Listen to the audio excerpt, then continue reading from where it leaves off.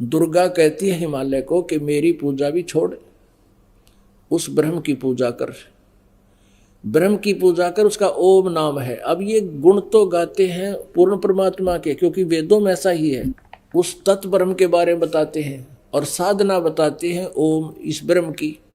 तो ये कह रही है कि उस ब्रह्म का क्या स्वरूप है ये बताती हूँ, वो ऐसे है वैसे है।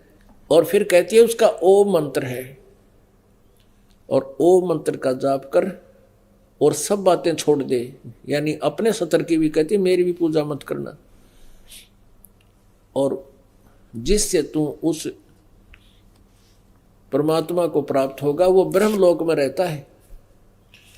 अब गीता जी अध्याय नंबर 8 के श्लोक नंबर 16 में कहा कि ब्रह्मलोक पर्यंत भी सभी जन्म मृत्यु में है, पुनरावृत्ति के अंदर है। अब दास ने जो वर्बली बोला है इसको प्रमाणित करने के लिए इसमें दिखाना पड़ेगा, नहीं तो इस वर्बली को कोई नहीं मानेगा, और इसमें देखने के बाद पुण्यात्मा अवश्य मान जाते हैं। अब देखिएगा ये 7वां स्कंद 562 पृष्ठ पे, और ये संक्षिप्त देवी भागवत। देवी के द्वारा हिमालय को ज्ञानो उपदेश और ब्रह्म स्वरूप का वर्णन।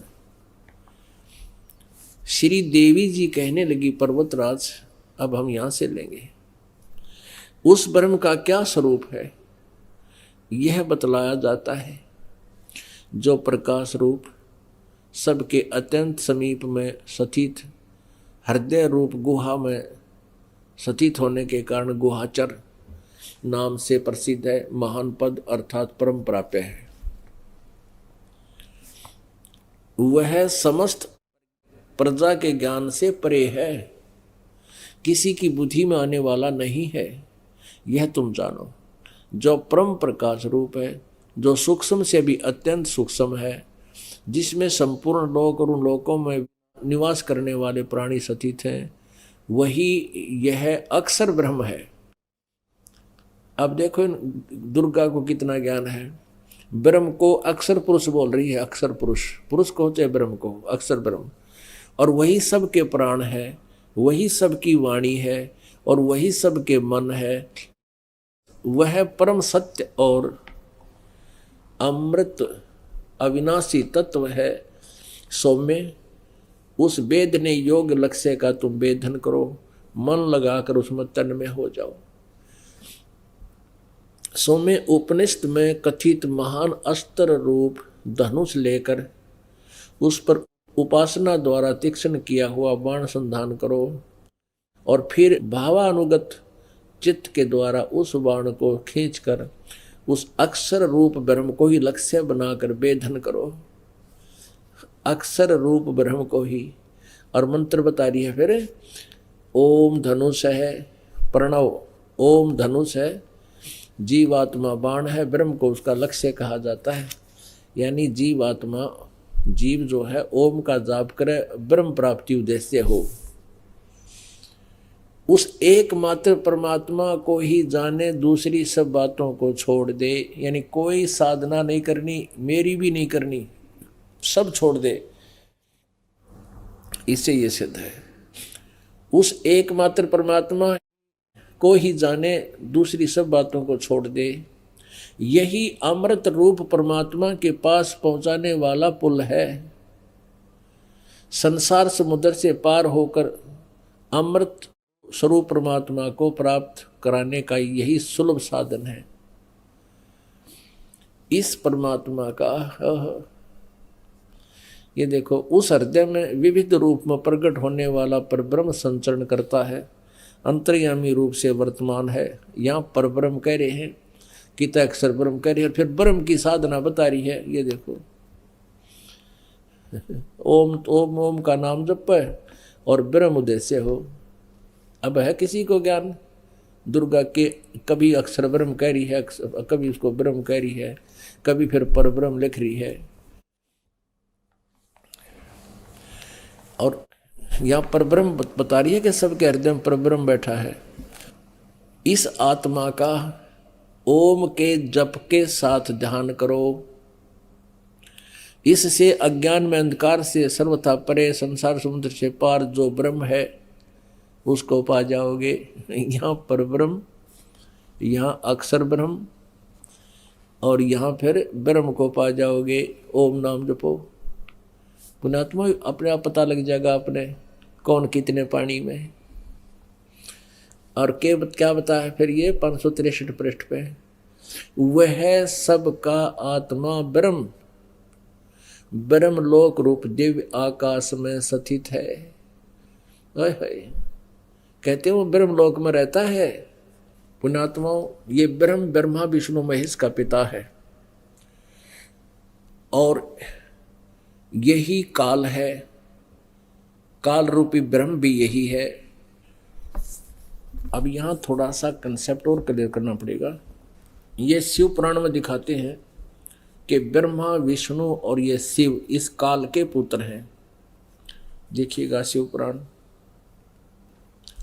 गीता प्रेस गोरखपुर से प्रकाशित है।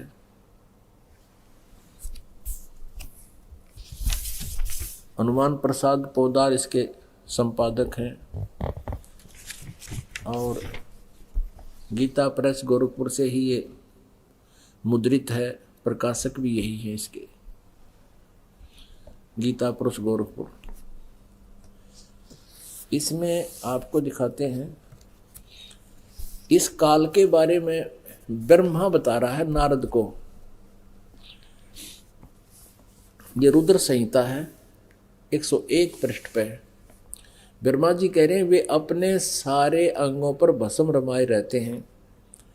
उन काल रूपी ब्रह्म ने एक ही समय में शक्ति यानी दुर्गा के साथ, नाथ नहीं, शिवलोक नामक नक्षत्र का निर्माण किया, जो सबसे ऊपर विराजमान है। वे प्रिया और प्रियतम पति पत्नी रूप में शिव और शक्ति, शक्ति और शिव उसमें निवास करते हैं। ये दुर्गा कौन है यहाँ देखिएगा। वो काल जो है निराकार मानते हैं काल को, कहते हैं वो कभी सामने नहीं आता। फिर उसने सदा शिव, भगवान शिव के रूप में अपनी मूर्ति आकार का वर्णन किया, आकार बना ली। तब उस निराकार परमात्मा ने अपने लीला शक्ति से अपने लिए एक मूर्ति की कल्पना की, साकार हो गया वो निराकार काल, और यहाँ शिव रूप धारण कर लिया। और कहते हैं अपने विग्रह से स्वयं एक स्वरूप भूता शक्ति की सृष्टि की। अपने शरीर से कहता है एक औरत निकाली काल ने, ये ब्रह्म के पेट से परमात्मा निकाली थी, काल के पेट से दुर्गा।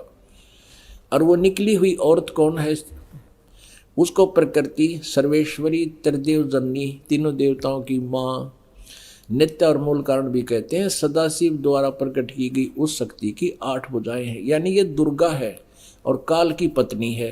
अब यहाँ वर्णन, ये तो 100 पर पढ़ा आपने, ये वही रुद्र संहिता। अब 101 पर आप पढ़ रहे हो। वे अपने सारे अंगों पर भस्म रमाए रहते हैं। उन काल रूपी ब्रह्म ने, काल कहो चाहे ब्रह्म कहो, सदाशिव कहो, एक वो काल शिव रूप बना लेता है। उन काल रूपी ब्रह्म ने एक ही समय शक्ति के साथ शिवलोक नामक क्षेत्र का निर्माण किया। उस उत्तम क्षेत्र को काशी कहते हैं। वे प्रिया और प्रियतम यानी पति पत्नी रूप में शक्ति और शिव, दुर्गा और काल जो प्रानंद स्वरूप हैं, उस मनोरम क्षेत्र में निवास करते हैं।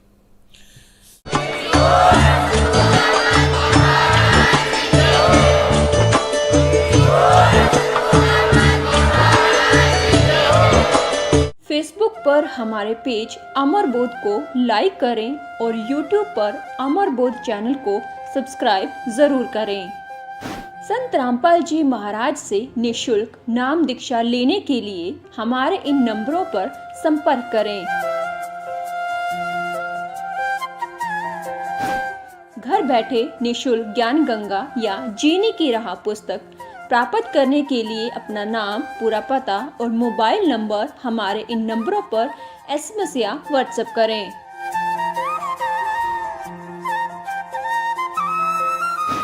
अधिक जानकारी के लिए हमारी वेबसाइट supremegod.org पर विजिट करें।